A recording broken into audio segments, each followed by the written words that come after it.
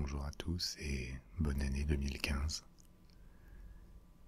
Dans cette première vidéo de l'année, je vais vous raconter l'histoire de Cléopâtre. Et comme toujours, j'espère que ça va vous détendre, que ça va vous intéresser, puisqu'on va partir plus de 2000 ans en arrière, au 1er siècle avant Jésus-Christ, pour découvrir la vie d'un des personnages les plus célèbres, mais aussi les plus romantiques et mystérieux de l'histoire. Romantique parce que c'était la reine d'un pays millénaire, parce qu'elle a eu comme amant d'autres grandes figures de son époque, comme Jules César ou Marc-Antoine, parce qu'elle a eu aussi une mort tragique, mais également mystérieux, parce que derrière tous ces épisodes, parfois très connus et romancés, on ignore aussi beaucoup d'aspects de la vie de Cléopâtre, à commencer par son apparence. Donc on va parler bien sûr du contexte de l'époque, comme d'habitude, mais aussi voir ce qu'on sait, ce qu'on ignore et ce qu'on peut supposer sur ce personnage. Alors je vous invite à adopter une position confortable, éventuellement à mettre des écouteurs, à fermer les yeux et à me laisser vous entraîner dans la machine à remonter le temps. Cléopâtre est née en 69 avant Jésus-Christ à Alexandrie en Égypte. Elle est la fille du roi d'Égypte, Ptolémée XII, et probablement d'une concubine. Elle est une fille illégitime du roi. À sa naissance, l'Égypte est dirigée par une dynastie d'origine grecque, les Ptolémées, qui remonte au IVe siècle avant Jésus-Christ. Et pour le comprendre, il faut remonter à peu près 2 siècles et demi en arrière, à l'époque des conquêtes d'Alexandre le Grand. Vous savez sans doute qu'Alexandre le Grand a principalement fait la guerre contre l'Empire perse, qu'il a fini par entièrement détruire. Mais à sa mort, très rapidement, cet empire gigantesque qu'il a constitué va se fragmenter et être partagé entre ses généraux. Plusieurs d'entre eux vont créer des royaumes sur les restes de l'empire d'Alexandre. Il y a eu, par exemple, un empire qu'on appelle l'empire séleucide, créé par Séleucos, un des généraux d'Alexandre, qui s'étendait de la Syrie jusqu'à l'Iran. Et il y a eu aussi un royaume ptolémaïque, créé par Ptolémée, un autre des généraux d'Alexandre, en Égypte et englobant quelques territoires autour de l'Égypte. À partir de cette date, la fin du IVe siècle avant Jésus-Christ, c'est donc Ptolémée et ses descendants qui vont régner sur l'Égypte, et régner depuis une ville nouvelle créée à l'époque de la conquête qui s'appelle Alexandrie. Quand l'Égypte a été conquise par Alexandre, elle avait déjà perdu son indépendance. C'était une province de l'Empire perse, et avec les Ptolémées, elle retrouve une forme d'indépendance après une longue période de déclin pendant le 1er millénaire avant Jésus-Christ, mais une indépendance avec une dynastie d'origine étrangère. Et cette période de 2 siècles et demi à peu près, qu'on appelle la période ptolémaïque, voit un mélange culturel entre les anciennes traditions égyptiennes qui perdurent largement, en particulier tout au long de la vallée du Nil, et les traditions culturelles grecques qui sont introduites et maintenues par la dynastie qui règne sur le pays. Cette période ptolémaïque n'est sans doute pas la plus glorieuse de l'histoire égyptienne, puisque l'âge d'or remonte plutôt au deuxième et au troisième millénaire avant Jésus-Christ, mais elle marque quand même un certain regain de l'Égypte, politique avec l'indépendance, mais aussi économique, et Alexandrie, au IIIe et au IIe siècle avant Jésus-Christ, est une ville majeure, très importante du monde méditerranéen.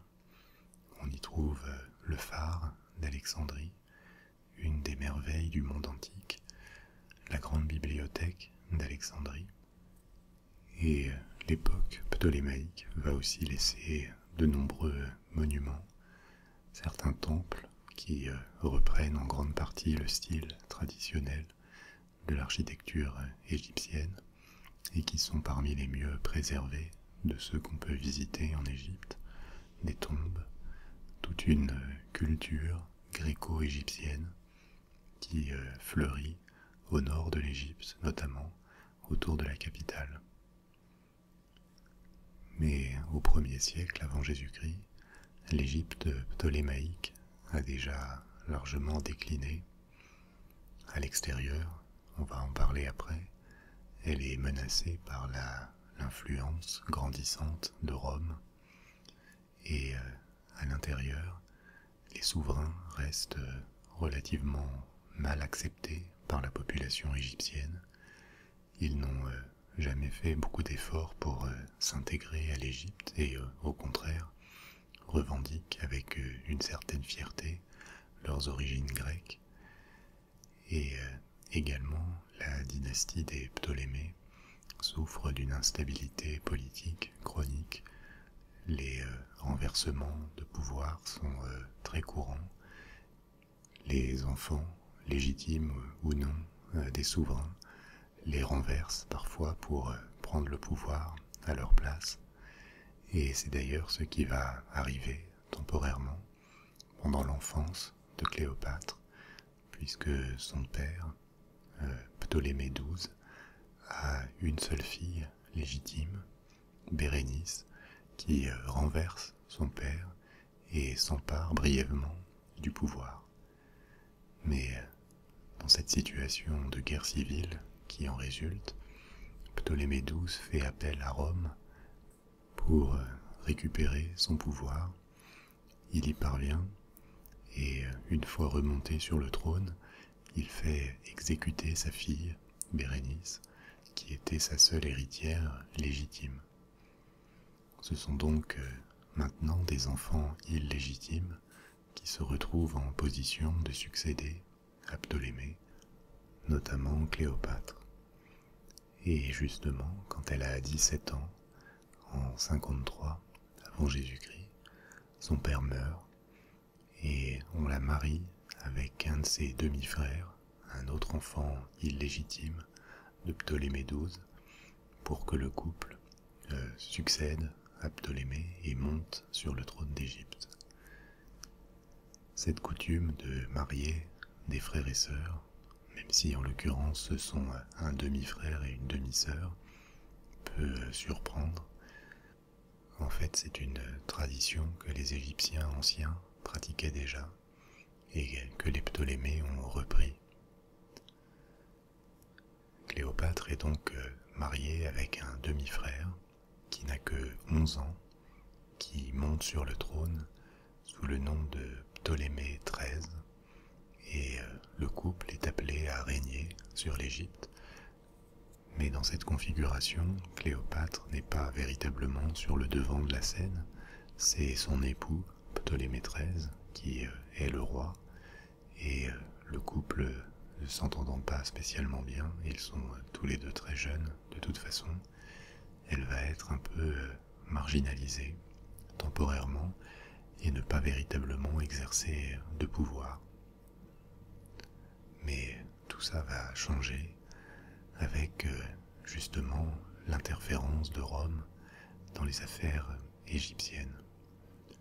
Alors justement, parlons un peu de Rome au 1er siècle avant Jésus-Christ, puisque le destin de Cléopâtre va être intimement lié aux événements et aux luttes de pouvoir qui ont lieu à Rome, à des milliers de kilomètres d'Alexandrie.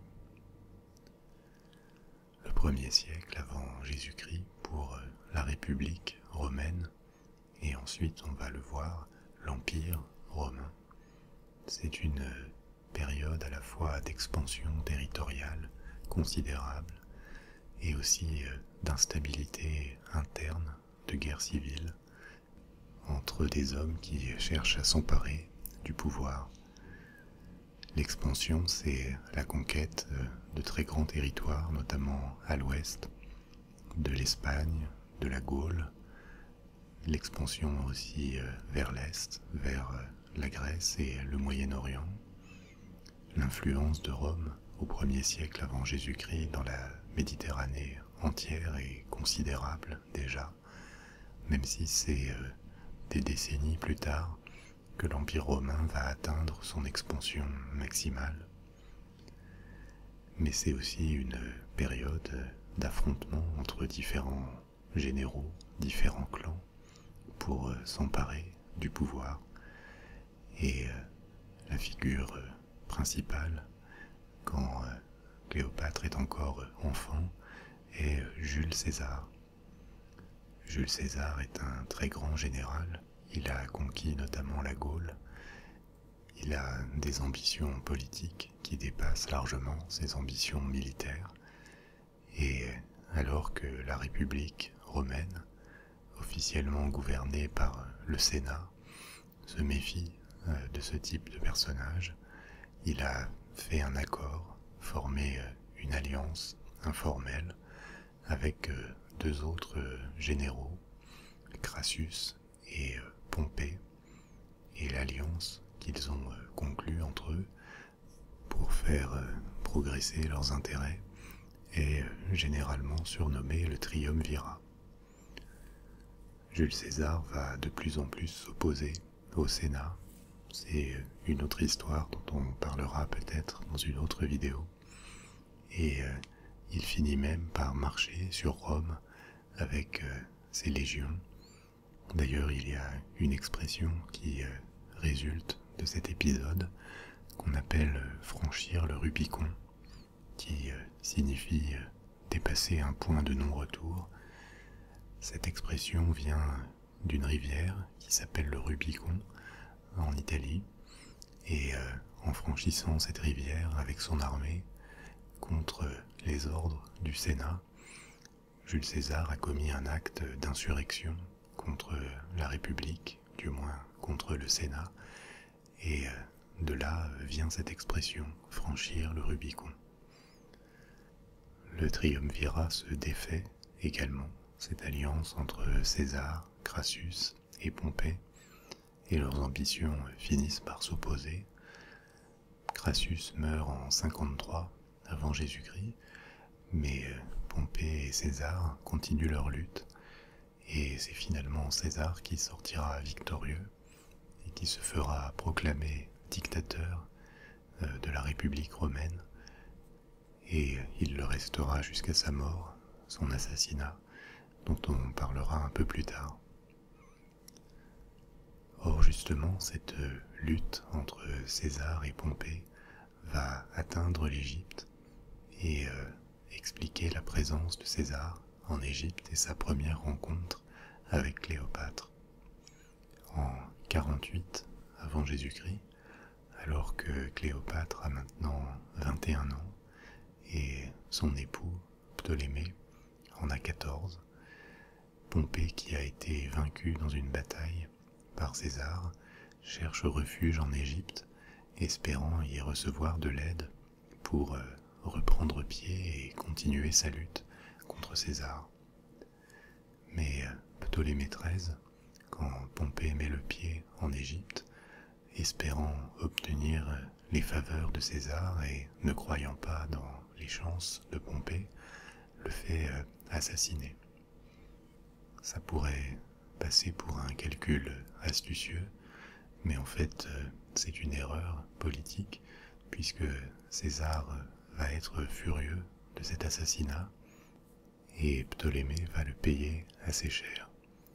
À cette époque déjà, dans les années 40 avant Jésus-Christ, l'Égypte est sous influence. Elle est officiellement indépendante, bien sûr, mais les Romains sont présents, que ce soit économiquement, financièrement, militairement, en Égypte, et ils se mêlent des affaires internes du pays. Il faut dire que pour eux, et pour César en particulier, l'Égypte a une importance stratégique. C'est un grenier à blé. Elle est capable d'exporter des céréales dont Rome a besoin pour maintenir ses armées et poursuivre sa politique de conquête, d'expansion tout autour de la Méditerranée. Donc en moins 48, juste après l'assassinat de Pompée, César se rend à Alexandrie et pour la première fois il va rencontrer Cléopâtre. Cet épisode de la première rencontre entre César et Cléopâtre est assez célèbre. C'est l'histoire d'un tapis dans lequel elle se serait enroulée pour passer discrètement et parvenir à César pour le rencontrer avant son frère et que personne ne se rende compte de leur entretien. On ne peut pas savoir si cet épisode est totalement véridique, mais en tout cas une sorte d'accord ou d'alliance va en sortir entre César et Cléopâtre, suite auquel César force la main de Ptolémée pour se réconcilier avec sa sœur.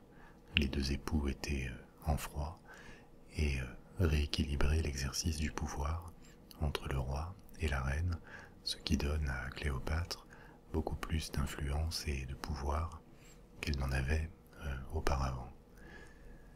Il est possible, si ce n'est probable, que César soit aussi tombé sous le charme de Cléopâtre. C'est alors un homme qui a 30 ans de plus qu'elle, elle a 21 ans, et même si on ne sait pas exactement à quoi elle ressemblait, on n'a pas de portrait d'époque qui la représente, du moins en peinture. Il existe seulement des pièces de monnaie avec son profil, où elle n'apparaît pas spécialement belle, mais par contre on a beaucoup de témoignages qui louent son charme, son intelligence, sa culture. Elle avait reçu une très bonne éducation, elle parlait de nombreuses langues, elle était apparemment très intelligente, très maligne, très ambitieuse aussi, on le verra après. Et César visiblement apprécie Cléopâtre à tel point qu'une relation va naître entre eux, et cette relation va avoir de nombreuses conséquences par la suite. Alors, évidemment, dans une vision romantique, on peut voir dans cette liaison avec César le miracle de l'amour, mais il ne faut pas oublier que derrière cette liaison, il y a aussi tout un ensemble d'implications politiques, notamment pour Cléopâtre, puisque la politique de Rome en Égypte lui permet d'exercer un pouvoir bien supérieur à ce qu'il était auparavant, grâce à la réconciliation un peu forcée avec son époux et demi-frère Ptolémée. Et ce statut va se confirmer puisque l'année suivante, en 47 avant Jésus-Christ, Cléopâtre a maintenant 22 ans, Ptolémée meurt accidentellement et César va la pousser à épouser un autre fils illégitime de Ptolémée XII, un autre de ses demi-frères, qui monte avec elle sur le trône sous le nom de Ptolémée XIV. L'année encore suivante, en 46, Cléopâtre part dans un voyage à Rome où elle va rester 2 ans jusqu'à la mort de César en 44 avant Jésus-Christ.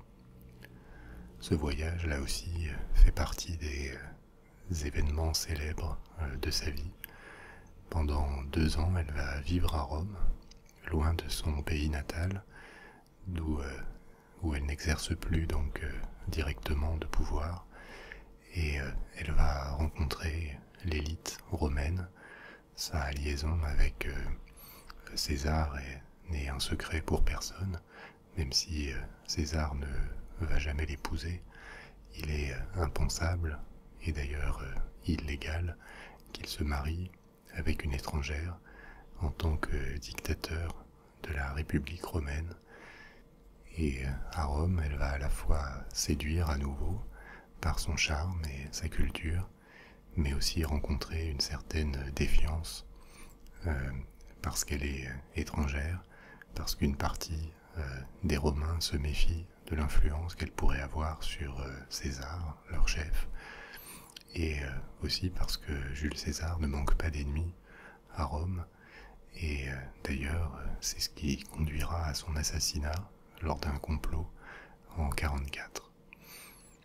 Elle va également avoir un fils, très probablement de César, et pendant son séjour à Rome, dans l'entourage de César, elle va très certainement faire la connaissance d'un homme qui s'appelle Marc-Antoine, qui est le bras droit de César, et qui sera le deuxième homme important dans sa vie, quelques années plus tard.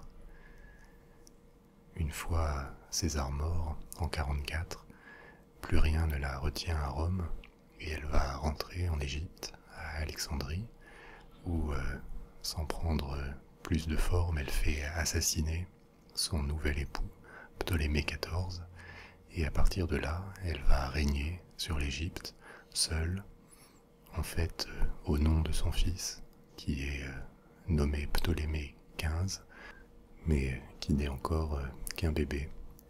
Et jusqu'à sa mort, 14 ans plus tard, elle va être la reine, la seule reine, le seul souverain de l'Égypte. Évidemment, à Rome, la mort de César n'a pas été sans conséquence. Son accession au pouvoir avait permis de terminer une première guerre civile, celle qu'il avait opposée au Sénat et à Pompée, mais sa mort ouvre une guerre de succession, déjà entre le clan des assassins de César et celui de ses successeurs, de son entourage. Dans son entourage, il y a notamment Marc-Antoine et Octave. Octave, c'est celui à qui, par testament, César léguait son pouvoir et dont il faisait, là aussi par testament, son fils adoptif. L'ancien entourage de César va l'emporter et 3 hommes qui émergent parmi ce groupe vont former un nouveau triumvirat, une sorte d'accord entre eux, comme celui qu'avaient formé César, Crassus et Pompée quelques années auparavant. Ces 3 hommes, ce sont Octave, Marc-Antoine et Marcus Lepidus, un troisième, et l'histoire se répète puisque, après avoir emporté la partie, ils vont se déchirer entre eux pour obtenir le pouvoir. Marcus Lepidus est écarté, plutôt rapidement, il est exilé, et reste à s'affronter Octave et Marc-Antoine. Ils finissent par trouver un accord au terme duquel ils se partagent l'Empire romain, au moins temporairement, avec chacun sa zone d'influence. Octave l'Ouest, avec l'Italie, la Gaule, l'Afrique du Nord, l'Espagne, et à Marc-Antoine toute la partie orientale, incluant donc la Grèce, le Levant, et ce protectorat plus ou moins informel sur l'Égypte. 3 ans après la mort de César, en 41 avant Jésus-Christ, Marc-Antoine et Cléopâtre vont se rencontrer, sans doute se retrouver, puisque les deux étaient dans l'entourage de César à Rome quelques années avant. Et c'est là encore un épisode assez célèbre de l'histoire de Cléopâtre, puisqu'elle vient à la rencontre de Marc-Antoine qui arrive en Égypte à bord d'un bateau magnifique, extrêmement luxueux, où pendant plusieurs jours une grande fête va avoir lieu. Apparemment, Marc-Antoine avait un certain goût du luxe, du faste, et elle va utiliser ce goût pour s'attirer les bonnes grâces de Marc-Antoine. Ça va plus que bien fonctionner puisque une autre liaison commence et celle-là va durer 10 ans jusqu'à la défaite et finalement la mort des deux amants. Leur rêve, leur grand projet, c'est de créer un nouvel empire qui s'étendrait vers l'Asie, vers la Mésopotamie, vers la Perse, et dont la capitale, le centre, serait formé par l'Égypte. Cléopâtre y voit probablement une opportunité pour sortir l'Égypte de la décadence, pour lui redonner une influence, un statut que elle devrait mériter compte tenu de son histoire extraordinaire. Le rêve, c'est aussi de fonder une nouvelle dynastie. Marc-Antoine et Cléopâtre se marient, ils ont des enfants, et ils espèrent les voir leur succéder sur le trône de cet empire qui reste à construire. Donc pendant quelques années, des campagnes militaires menées par Marc-Antoine vont avoir lieu, mais après 10 ans, la guerre civile qui s'était temporairement arrêtée à Rome, dans ce qui est encore la République romaine, va reprendre et se finir tragiquement pour Cléopâtre et Marc-Antoine. Ils sont en guerre contre les forces de Rome menées par Octave et en 31 avant Jésus-Christ, une grande bataille navale décisive a lieu, la bataille d'Actium, qui est probablement la bataille navale la plus célèbre de l'Antiquité, une bataille gigantesque qui oppose les flottes de Rome à celles de Cléopâtre et de Marc-Antoine. Rome l'emporte et les deux sont obligés de s'enfuir jusqu'à Alexandrie. Mais quelques mois plus tard, les forces romaines sont aux portes d'Alexandrie. Elles prennent la ville et la fin approche à grands pas pour Cléopâtre et Marc-Antoine. Face à la défaite, Marc-Antoine se suicide et Cléopâtre, peu de temps après, là encore c'est un épisode mythique de son existence. Il en existe plusieurs versions. Il semble qu'elle se soit fait mordre volontairement par un serpent venimeux qui était caché dans une corbeille de fruits. C'est un épisode qui est resté très célèbre, peut-être le plus célèbre de toute l'histoire de Cléopâtre. Et au XIXe, au XXe siècle, il va être peint, représenté, filmé de nombreuses fois.